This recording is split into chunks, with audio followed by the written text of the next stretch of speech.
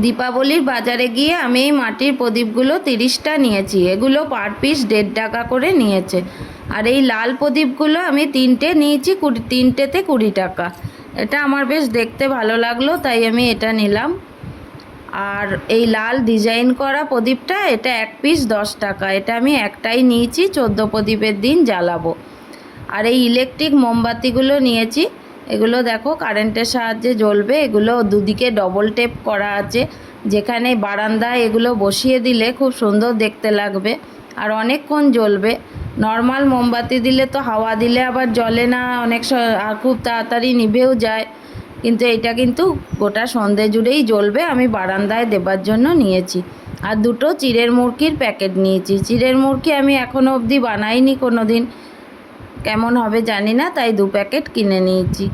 আর এই চেনগুলো দেখো, ফলস মালার চেন। এগুলো আমি ঠাকুরের সিংহাসনে দেবো বলে নিয়েছি।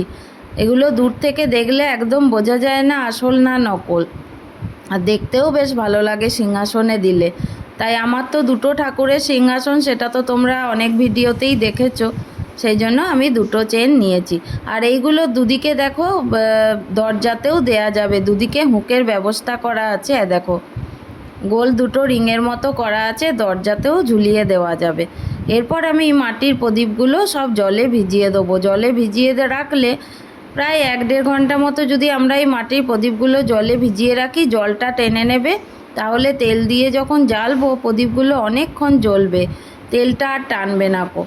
সেই জন্য আমি এগুলো 1-1.5 ঘন্টা জলে ভিজিয়ে তারপর জল থেকে তুলে রেখে দেবো। জলটা শুকিয়ে যাবে আর সন্ধেবেলায় যখন জ্বালাবো প্রদীপগুলো কিন্তু অনেকক্ষণ জ্বলবে। আমার ভিডিওটা যদি তোমাদের ভালো লেগে থাকে তাহলে প্লিজ লাইক করে দিও। যারা আমার চ্যানেলে নতুন বন্ধু আছো তারা অবশ্যই চ্যানেলটাকে সাবস্ক্রাইব করে আমার পাশে থেকো।